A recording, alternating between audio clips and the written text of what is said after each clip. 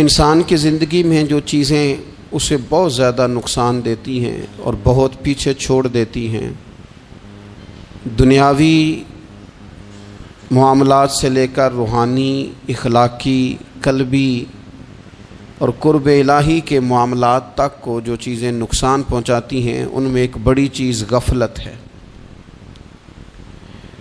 ایک لفظ ہوتا ہے جو ہمیں اکثر سننے کو ملتا ہے کہ آپ کی توجہ نہیں ہے۔ یہ ڈھیر سارے لوگوں کا مطالبہ ہوتا ہے، اہل خانہ بھی مطالبہ کرتے ہیں، کئی موقع پر والدین بھی مطالبہ کرتے ہیں، غرباء بھی مطالبہ کرتے ہیں کہ امیروں کی ہماری طرف توجہ نہیں ہے۔ اور یہ بڑی لازمی سی بات ہے کہ کسی چیز پر جب توجہ رہتی ہے تو وہ چیز بہتر ہو جاتی ہے، اور جب عدم توجہی کا لوگ مظاہرہ کرتے ہیں تو وہ معاملہ خراب ہو جاتا ہے۔ یہ جو عدم توجہ ہے اسی کو غفلت کہتے ہیں، اور جب انسان کے مزاج پر غفلت طاری ہوتی ہے اور غفلت اس پر پوری طرح غلبہ کر لیتی ہے تو پھر اس کی زرخیز زمین کو وہ بنجر کرتی ہے۔ غفلت انسانی دل کے لیے بڑی نقصان دہ چیز ہے اور انتہائی تکلیف اور ضرر کا باعث ہے۔ دلوں پر جو قحط نازل ہوتا ہے، قحط، ویران ہو جاتے ہیں دل، اور جو دلوں پر خشکی نازل ہوتی ہے کہ طبیعتیں خشک ہو جاتی ہیں، یہ غفلت کی وجہ سے ہوتی ہے۔ جو لوگ غافل ہو جاتے ہیں نا، اپنے معاملات کا دھیان نہیں رکھتے، دیکھیں نا، آپ کو کھانا کھاتے بھی غافل نہیں ہونا چاہیے۔ اگر کھانا بھی غیر معتدل کھا لیا جائے تو وہ انسان کی طبیعت کے لیے باعث ضرر بن جاتا ہے، نقصان کا باعث بنتا ہے۔ بات کرتے ہوئے بھی غافل نہیں ہونا چاہیے، کئی دفعہ جملے ایسے نکل جاتے ہیں جو انسان کے لیے پھر شرمندگی کا باعث بنتے ہیں۔ انسان کو غافل ہو کر کوئی کام نہیں کرنا چاہیے، غافل ہو کر، مدہوش اور بے ہوش ہو کر نہیں۔ غفلت دل کو ویران کرتی ہے، طبیعت میں خشکی لاتی ہے۔ غافل کبھی نہ بنے۔ قرآن مجید فرقان حمید نے ارشاد فرمایا کہ اقترب للناس حسابہم، فرمایا لوگوں کے حساب کا وقت قریب آ گیا، وہم فی غفلۃ معرضون، اور وہ ابھی بھی غفلت میں منہ پھیرے ہوئے ہیں۔ ٹائم آ گیا حساب دینے کا، لیکن وہ ابھی بھی غافل ہیں۔ ہمارے جو زیادہ تر نقصان زندگی میں ہوئے ہیں وہ صرف ہماری غفلت کی وجہ سے ہوئے۔ ہم نے چیزوں پر توجہ نہیں دی، چیزیں گڑبڑ ہو گئیں۔ جس آدمی نے پھول لگائے ہوں، پھل لگائے ہوں، کھیتی لگائی ہو، وہ دانہ ڈال کے پانی دے کے فارغ نہیں ہو سکتا، اسے توجہ کرنی پڑتی ہے۔ اور کسی نے کہا تھا مالی جیندے ہون تو پھر بوٹے سوکدے نہیں، اگر موجود ہونا ان کو سینچنے والا، رکھوالی کرنے والا، تو پھر ان کی جڑیں کبھی خشک نہیں ہوا کرتی۔ ہماری جو غفلتیں ہیں یہ بڑی ضرر کا باعث ہیں، نقصان کا باعث، اور مجبوری معاف ہوتی ہے، غفلت معاف نہیں ہوتی۔ اسکول میں پڑھتے تھے، مدرسے میں پڑھتے تھے، تو ایک مجبوری ہو گئی جی، خدا نہ خواستہ گھر میں کوئی پریشانی ہو گئی تو اساتذہ اس پر سزا نہیں دیتے۔ کوئی خوشی کا موقع ہے گھر میں، فیملی میں کسی کی شادی ہے، اساتذہ اس پر سزا نہیں دیتے۔ لیکن اگر کبھی پتہ چلتا تھا نا کہ یہ گھر سے تو آیا تھا لیکن مدرسے نہیں آیا، یہ اسکول نہیں آیا، رستے میں غافل ہو گیا، تو یہ بات خوفناک تھی۔ یہ قابل سزا جرم تھا کہ تو غافل ہو گیا اپنی پڑھائی سے، تو گھر سے آیا اور یہاں نہیں آیا۔ غفلت قابل سزا ہوتی ہے، مجبوری کی معافی ہوتی ہے۔ ہمارا آج کل جو مسئلہ ہے وہ غفلت کا ہے۔ ڈھیر سارے لوگ ہیں، سمجھدار بھی ہیں، سیانے بھی ہیں، معاملہ فہم بھی ہیں، باشعور بھی ہیں، تعلیم کی ڈگریاں بھی رکھتے ہیں، لیکن اگر ان کی زندگیوں کی تکلیفوں کو دیکھا جائے اور بے آباد روح کو دیکھا جائے اور سجدوں سے ان کی دوری کو دیکھا جائے تو ایک ہی بات سمجھ میں آتی ہے کہ پتہ سارا ہے لیکن لے ڈوبی ہے غفلت، توجہ نہیں کی۔ لائق بچہ بھی نالائق ترین زندگی گزارتا ہے، اس لیے کہ اس کے لائق ہونے کے ساتھ ساتھ اس کا توجہ کرنا بھی تو ضروری ہے نا۔ نرے لائق کا کیا فائدہ اگر وہ محنتی نہیں، اگر وہ توجہ ہی نہیں کرتا، اپنا سبق دھیان سے سنتا پڑھتا ہی نہیں، تو جتنا مرضی لائق ہو پیچھے رہ جائے گا۔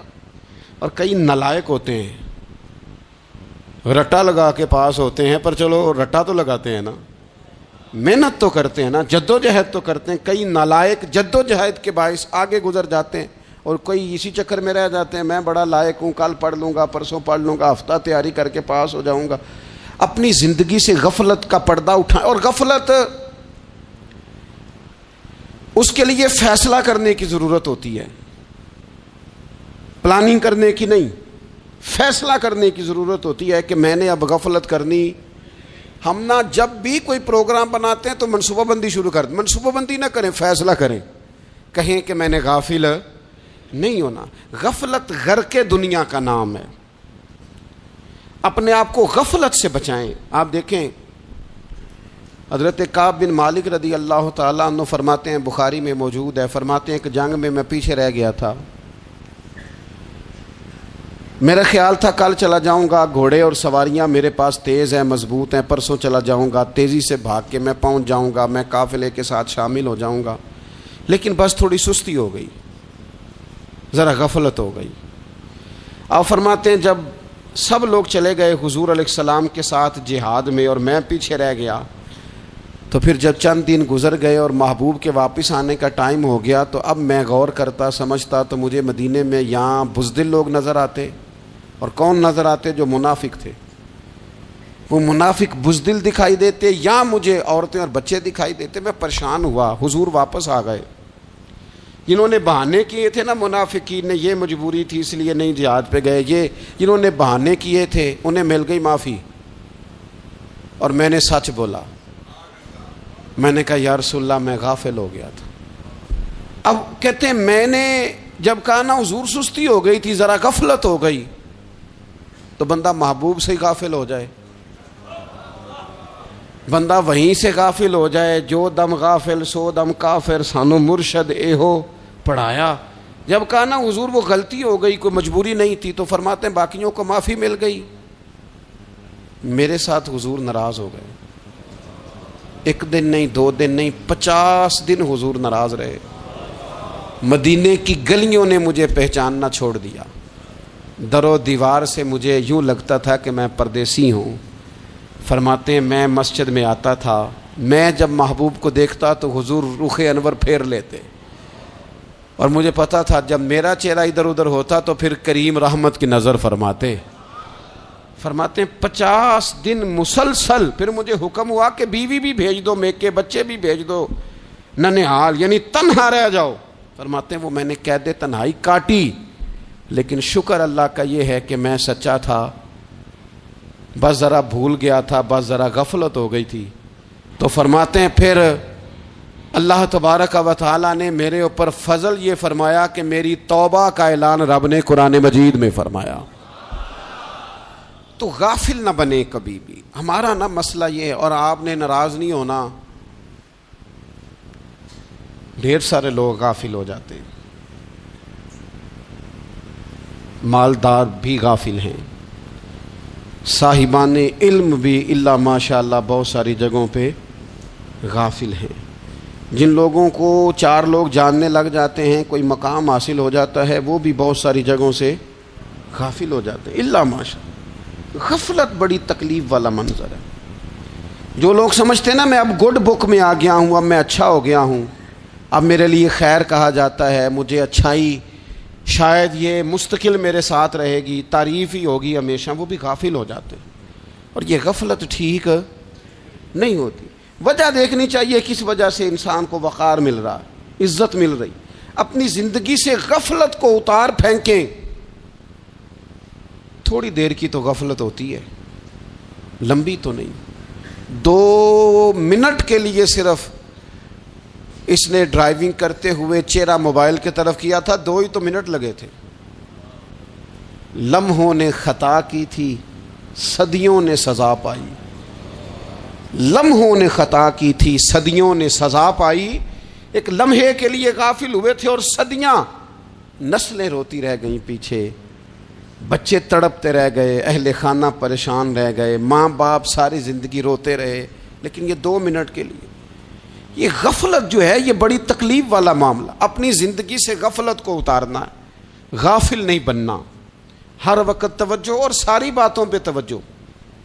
بعض اوقات لوگ ایک طرف توجہ کر کے ایک طرف سے غافل ہو جاتے ہیں، نہ، توجہ ہمہ پہلو رکھنی ہے۔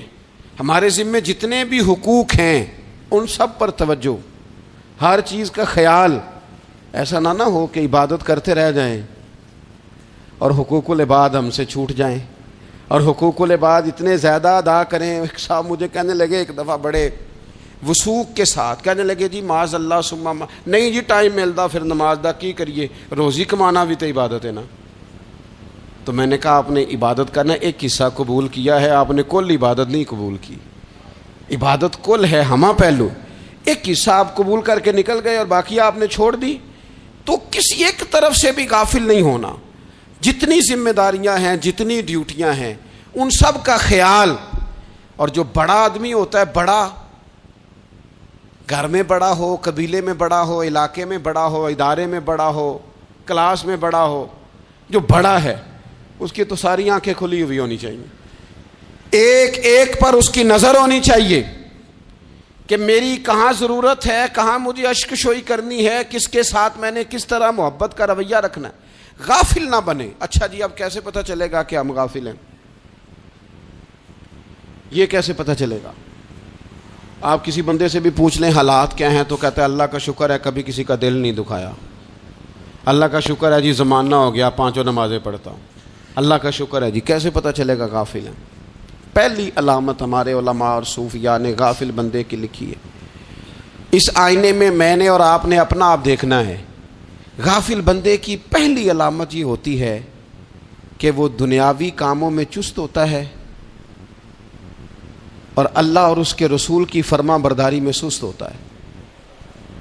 یعنی نماز کے وقت تو اسے نیند ستاتی ہے، پریشانی ہوتی ہے، لیکن اگر کسی جگہ مال مل رہا ہو، پیسے مل رہے ہوں، وہاں جانا ہو تو پھر اسے کوئی چیز بھی تنگ نہیں کر۔ دنیاوی کاموں میں چست ہوگا، یعنی ٹی وی کے آگے، موبائل کے آگے وہ گھنٹوں بیٹھا ہوا ہے، اور اگر اسے 25 منٹ قرآن پاک سننا پڑ جائے، اگر اسے 20 منٹ دینی محفل میں بیٹھنا پڑ جائے، اگر اسے کہا جائے کہ تو 20 رکعت نماز نفل ادا کر، دنیاوی کاموں میں چست ہے، دینی کاموں میں، یہ غفلت کی پہلی علامت۔ پھر ذاتی معاملات پہ پیسہ خرچ کرنا ہو تو ڈھیر سارا ہے، کسی غریب کی مدد کرنی ہو تو۔ وہ ہمارے ایک دوست ہیں، وہ اکثر کہا کرتے ہیں، وہ کہتے ہیں آج کل کسی سے کہنا فلائی کام میں، دینی کام میں، کسی کی مدد میں کچھ 4 پیسے خرچ کرنے ہیں تو لوگ کہتے ہیں ہاتھ تنگ ہے۔ ہاں کوئی سستا پلاٹ ملتا ہو نا، اور اگر یہ سمجھ آ جائے کہ وہ مجبور ہے بیچارہ بیچنے والا، تو پھر کہتے ہیں میں 2-3 دوستوں کو پھاڑ لے سن۔ ذاتی کاموں میں جب بندہ چست ہو اور دینی کاموں میں سست ہو تو مطلب یہ ہے کہ بندہ غافل ہے۔ پہلی علامت غفلت کی۔ اور غفلت کی دوسری نشانی یہ ہے کہ انسان گناہ کے کاموں کو معمولی سمجھنے لگ جاتا ہے، یہ غافل بندے کی نشانی ہے۔ گناہ کو معمولی سمجھتا ہے، چھوٹا سمجھتا ہے۔ آج کل لوگ کہتے نہیں میں کو اکیلا کر رہا ہوں، ساری دنیا ہی کرتی ہے۔ اور جناب کیا ہو گیا اگر یہ غلطی ہو گئی تو بندے سے ہو ہی جاتا ہے۔ گناہ کو معمولی سمجھنا، چھوٹا سمجھنا، اور کہنا پھر کیا ہو گیا ہے، انسان سے غلطی ہو جاتی ہے۔ آپ دیکھ لیں کہ سینکڑوں بیسیوں گناہوں کا بوجھ ہمارے سروں پہ ہوتا ہے، لیکن کوئی ہمارا دبدبہ ہے، کوئی ہماری گفتگو ہے، کوئی ہمارے جملوں میں خود پسندی ہے، کوئی ریاکاری ہے، کوئی تصنع ہے۔ یہ غافل بندے کی علامت ہے۔ نبی اکرم صلی اللہ تعالی علیہ وآلہ وسلم نے فرمایا مومن اپنے گناہوں کو پہاڑ کی طرح سمجھتا ہے، یہ بخاری میں حدیث ہے۔ مومن پہاڑ کی طرح جانتا ہے اور وہ ڈرتا ہے کہ کہیں وہ پہاڑ اس کے اوپر گر نہ جائے، یعنی کہیں مجھے میرے گناہ کی سزا نہ مل جائے۔ چھوٹے گناہ کو بھی پہاڑ جانتا ہے، یار مجھ سے غلطی ہو گئی، مجھے ٹھیک کر لینی چاہیے، مجھے معافی لے لینی چاہیے، مجھے توبہ کر لینی چاہیے۔ مومن اپنے اوپر گناہ کو پہاڑ کی جانب سمجھتا ہے۔ اور حضور علیہ الصلوۃ والسلام فرماتے ہیں کہ یہ جو فاسق اور فاجر ہوتا ہے نا، اللہ کا نافرمان، یہ گناہ کو مکھی کی طرح سمجھتا ہے. یہ سمجھتا ہے میں نے اشارہ کرنا ہے, مکھی نے اڑ جانا ہے. مومن کی علامت یہ ہے کہ وہ پہاڑ جانتا ہے اگر غلطی ہو جائے تو پہاڑ. امام اعظم ابو حنیفہ رحمۃ اللہ علیہ گزر رہے تھے تو بارش ہو گئی تھی اور کوفہ میں کیچڑ تھا, تو آپ نے جو جوتے پہنے ہوئے تھے ان جوتوں سے چلتے ہوئے نا آپ کے پاؤں سے کچھ مٹی اڑی, تو سامنے ایک یہودی تھا. اب اس زمانے میں دیواریں کچی ہوتی تھی, اس کے دیوار پر جا کے وہ مٹی جو تھی وہ لگ گئی. اب امام صاحب بڑے پریشان ہوئے کہ میں نے اس کی دیوار کو آلودہ کر دیا. یہاں تو لوگ اپنی اینٹیں رکھتے رکھتے کئیوں کی دیواریں توڑ ہی دیتے ہیں, اور پھر وہ اس پر ماننے کو بھی تیار نہیں ہوتے, تسلیم کرنے کو بھی تیار نہیں ہوتے. وہ کہتے ہیں پھر کیا ہو گیا, اب ہمارا یہاں گھر ہے تو ہم نے ٹرالی منگوانی نہیں تھی, ہمارا حق بنتا تھا. امام صاحب کے پیروں سے ذرا کیچڑ اڑا, یہودی کی دیوار پہ لگا, اس کی کچی دیوار تھی. امام صاحب پریشان ہو گئے, سوچنے لگے کہ اگر میں دیوار سے یہ کیچڑ اتارتا نہیں تو یہ بھی زیادتی ہے, میں نے اس کی دیوار کو گدلا کر دیا, اور اگر میں اتارتا ہوں تو کچھ مٹی اس کی دیوار کی بھی اتر جائے گی, کچی دیوار ہے, یہ بھی زیادتی ہے. مومن گناہ کو پہاڑ کی طرح سمجھتا ہے کہ کہیں گر نہ جائے, اس کی بھی کہیں سزا نہ مل جائے. امام صاحب نے اس کے دروازے پہ دستک دی, وہ باہر آیا تو اتفاق سے وہ آپ کا مقروض بھی تھا, اس نے پیسے دینے تھے. باہر نکلتے ہی کہنے لگا اوہو آپ تو قرض لینے آ گئے, میرے پاس تو ابھی گنجائش نہیں ادا کرنے کی. تو امام صاحب کہنے لگے تو قرض چھوڑ, وہ میں نے معاف کیا, میرے سے ایک غلطی ہو گئی ہے. میں آ رہا تھا, لکڑی کے جوتے اس زمانے میں کھڑاؤں لوگوں نے پہنے ہوتے تھے, کہا وہ میرے پیروں سے ذرا کیچڑ اڑا ہے, تیری دیوار پہ لگ گیا ہے. اب میں بڑی دیر سے کھڑا سوچ رہا ہوں کہ اگر میں تیری دیوار صاف نہ کروں تو میں نے یہ میلی کر دی, گدلی کر دی, یہ بھی بات درست نہیں ہے, زیادتی. اور اگر میں اسے صاف کرتا ہوں کچی دیوار سے کچھ مٹی اتر جائے گی تو یہ بھی زیادتی ہے. اب تو بتا میں کیا کروں. تو بے موسمہ پھل تھا نا یہ, تو بے موسمہ پھل دیکھ کے بندہ حیران ہو جاتا ہے. جو باتیں روٹین میں نہ ہو رہی ہوں وہ ذرا انوکھی لگتی ہے, بندہ حیران ہو گیا. غور سے امام صاحب کا چہرہ دیکھنے لگا, غور سے چہرہ دیکھنے لگا. اور پھر تھوڑی دیر سوچنے کے بعد کہنے لگا حضور پہلے میں نے دین اسلام کے بارے میں پڑھا اور سنا تھا, آج میں نے دین دیکھا ہے. پہلے میں نے سنا تھا کہ دین اسلام اس طرح کا ہے, آج میں نے دین. ہم نہ پوری دنیا کے کافروں کو دین سنانا چاہتے ہیں, دکھانا نہیں چاہتے. ہم نیک نظر آنا چاہتے ہیں, نیک بننا نہیں چاہتے. ہم نیک نظر آنا چاہتے. نتیجہ کیا نکلتا ہے کہ کچھ عرصے کے بعد پتہ چل جاتا ہے بندہ کس لیول کا نیک ہے, کیا معیار ہے اس کی نیکیوں کا. کہنے لگا حضور پہلے میں نے دین سنا تھا, آج دیکھا ہے. آپ وہ مٹی کی دیوار پر جو کیچڑ لگ گیا ہے, دیوار کو بعد میں صاف کیجئے گا, پہلے کلمہ پڑھائیں تاکہ میرے اندر کا کفر صاف ہو جائے, مجھے مسلمان کر دیں. تو غافل آدمی جو ہوتا ہے نا وہ. پھر تیسری بات, جب بندہ بہت زیادہ غافل ہو جاتا ہے پھر اعلانیہ گناہ کرنے لگتا ہے. ایک گناہ پھر اس کا اظہار گناہ. ایک بندہ حدیث پاک میں آتا ہے, ایک بندہ رات کو کوئی غلطی کرتا ہے, اللہ تعالیٰ اس پہ پردہ ڈال دیتا ہے, لیکن وہ سویرے خود لوگوں کو بتاتا پھرتا ہے میں نے یہ کیا, میں نے یہ کیا. جب آپ اظہار گناہ کرتے ہیں نا تو سامنے والا بھی دلیر ہوتا ہے, کہتا ہے اس نے کیا میں کر لوں گا تو پھر کیا ہوا. ہمارے علماء نے لکھا ہے کسی کی نماز قضا ہو جائے تو کسی کو بتائے نہ, قضا پڑھ ڈالے, اس کا جگہ جگہ ذکر نہ کرے.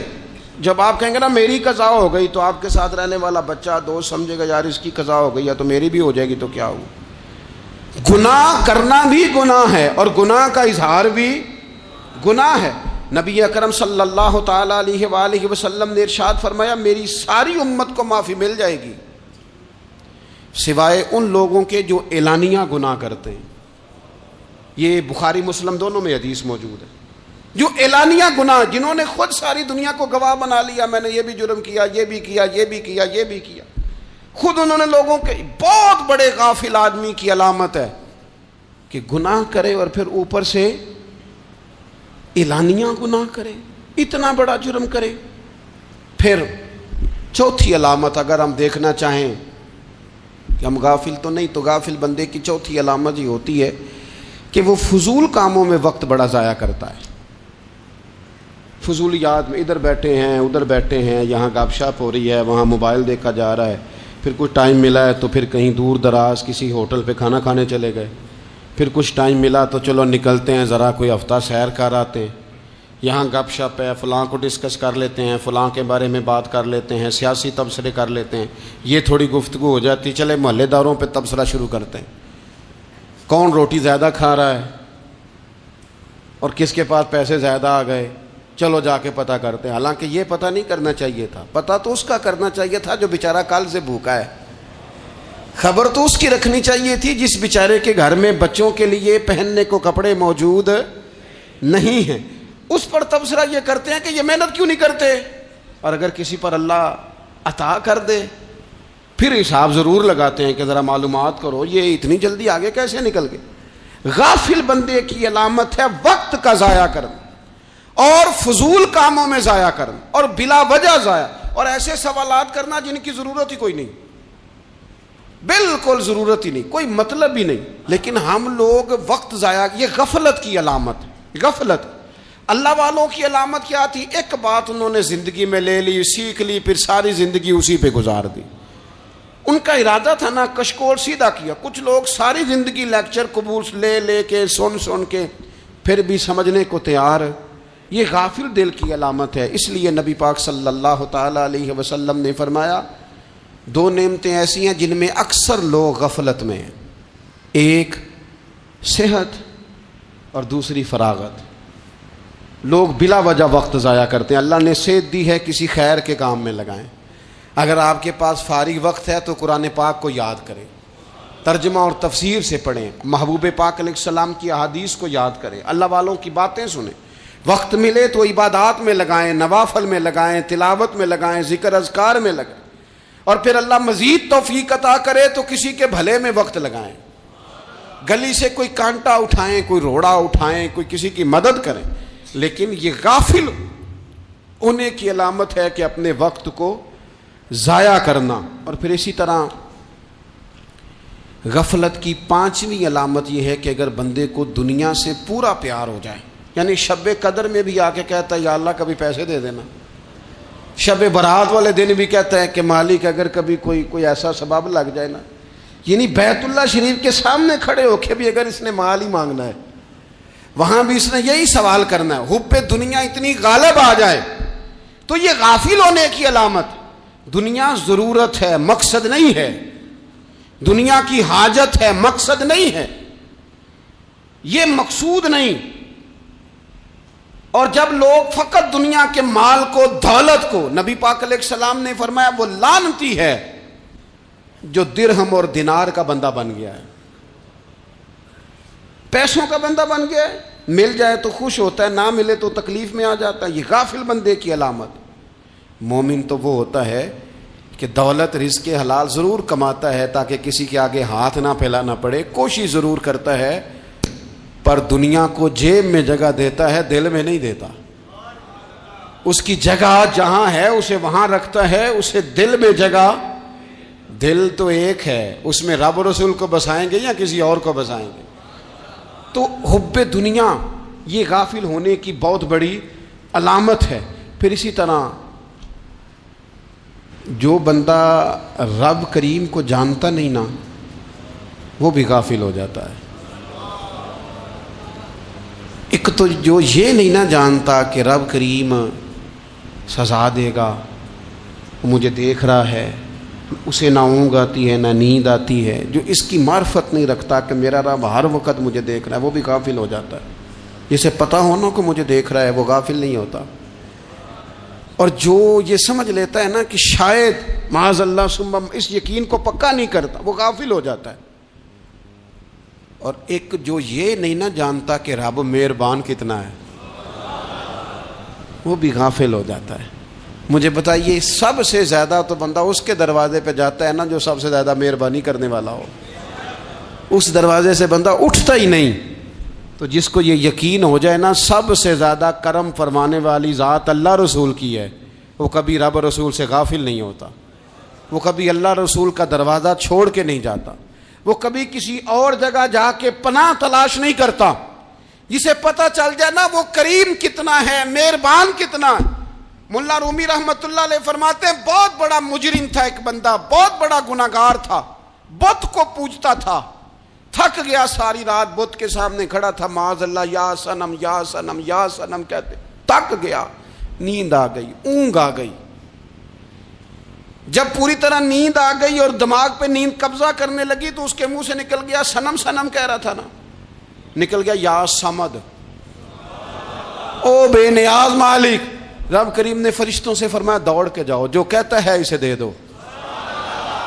فرشتے کہنے لگے مالک وہ تو بت کو پکار رہا تھا، اس نے تو غلطی سے نام لیا ہے۔ فرمایا مجھے نہیں پتا، لیکن دیکھو نا اس نے مجھے پکارا تو ہے نا، کتنی دیر سے جھوٹے کو پکار رہا تھا، اس کا معاملہ حل نہیں ہوا، اب اگر سچے کو پکارنے پہ بھی حل نہ ہوا تو فرق کیا رہ جائے گا؟ دے دو جو مانگتا ہے، دے دو۔ میرے دوست گھر پتہ چل جائے وہ کریم کتنا ہے، وہ مہربان کتنا ہے۔ میرے رسول پاک علیہ الصلوۃ والسلام نے تو فرمایا تیری آنکھ سے اگر اس کے خوف سے اتنا آنسو بھی نکل گیا جتنا مچھر کا پر ہوتا ہے، تو جس طرح بھینس کے تھنوں سے نکلا ہوا دودھ واپس تھنوں میں نہیں نہ جاتا، جو اتنا بھی روئے نہ روئے اللہ کے خوف سے، وہ بندہ دوزخ میں نہیں جائے گا۔ تھوڑی دیر کے لیے ڈر جائے اپنے رب سے، آئے تو صحیح۔ عدم معرفت غفلت پیدا کرتی ہے، تو آ تو صحیح، وہ تو کریم ہی بڑا ہے، وہ تو مہربان ہی بڑا ہے۔ حضرت زنیرہ رضی اللہ تعالی عنہ حضور کی صحابیاں ہیں۔ ایام جو مکے کے تھے مسلمانوں پر بڑی آزمائش کے تھے، انہیں بڑا مارا کفار نے، اتنا مارا کہ ان کی بینائی چلی گئی، نظر آنا بند ہو گیا۔ کافروں کی عورتوں نے تانا دیا کہ تو نے ہمارے بت چھوڑے ہیں نا، تو دیکھنا تیری بینائی چلی گئی۔ تو جناب زنیرہ اللہ پہ بھروسہ، توکل، معرفت الہی کا جذبہ، اٹھ کے کھڑی ہو کہنے لگی چپ کرو، تمہارے جھوٹے بت کیا کر سکتے ہیں، میرا رب چاہے تو صبح جب میں اٹھوں تو میری آنکھیں روشن ہو، اگر کریم کرم کر دے۔ لوگ کہتے ہیں واقعی ایسا ہوا، جب وہ سویرے اٹھی تو اللہ نے ان کی روشنی واپس کر دی تھی۔ تجھے پتہ چل جانا وہ مہربان کتنا ہے۔ وہ ایک بزرگ تھے تو ان سے کسی نے کہہ دیا کہ اگر آپ کا حساب آپ کے ماں باپ کے ذمہ ہو جائے تو پھر کیسا، پوچھنے کے لیے قیامت میں اگر ماں باپ حساب لیں تو پھر کیسا۔ تو بڑے سیانے لوگ تھے جو دل والے تھے، کہنے لگے نہیں، رب کریم ہی ٹھیک ہے، اس لیے کہ وہ ماں باپ سے کہیں بڑھ کر پیار کرنے والا ہے۔ اگر یہ معرفت مل جائے وہ کریم کتنا ہے۔ اور جب بندہ پوری طرح اس کی بارگاہ میں آ کے تڑپ جاتا ہے نا، مولا میں جاؤں کدھر، تیرا دروازہ چھوڑ کے جاؤں کدھر۔ اقبال کہتے ہیں وہ ایک سجدہ جسے تو گراں سمجھتا ہے، 1000 سجدوں سے دیتا ہے آدمی کو نجات۔ تجھے جگہ جگہ جھکنا نہیں پڑے گا اگر تو صحیح معنوں میں اپنے رب کی بارگاہ میں جھک جائے۔ تو میرے عزیز کوشش کریں کہ اس کی معرفت، اس کا کرم، اس کی عطا اور اللہ تبارک و تعالیٰ کے حاضر و ناظر ہونے پر عین الیقین، حق الیقین حاصل کریں۔ اور پھر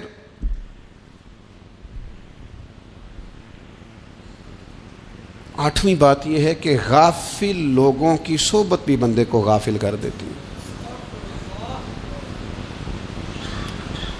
غافلوں کی صحبت میں نہ بیٹھیں، ان کی صحبت میں بیٹھیں جن کے پاس بیٹھنے سے دل میں رب رسول کی محبت پیدا ہوتی ہے۔ غافلوں سے بچیں۔ چنگیاں دے لڑ لگی ساں تے چولی چ پھل پئے، تے جدوں میں پیڑیاں دے سنگ رل گئی تے میرے اگلے بھی ڈول گئے۔ برے آدمی کی صحبت بندے کو غافل کر دیتی۔ غافلوں کی صحبت میں کبھی نہ بیٹھیں، کبھی نہیں۔ غافل آدمی آپ کو غافل کر دے گا۔ میرے نبی پاک علیہ الصلوۃ والسلام نے فرمایا انسان اپنے دوست کے مذہب پر ہوتا ہے۔ یہ بہت بڑے لفظ ہیں۔ فرمایا المرء علی دین خلیلہ، انسان اپنے دوست کے مذہب پر ہوتا ہے۔ تو دیکھ تو نے دوست کس کو بنایا ہے، جو تیرے دوست کا مذہب ہوگا وہی تیرا ہو جائے گا۔ ہم نے دوست بنایا نا غوث پاک جیلانی کو،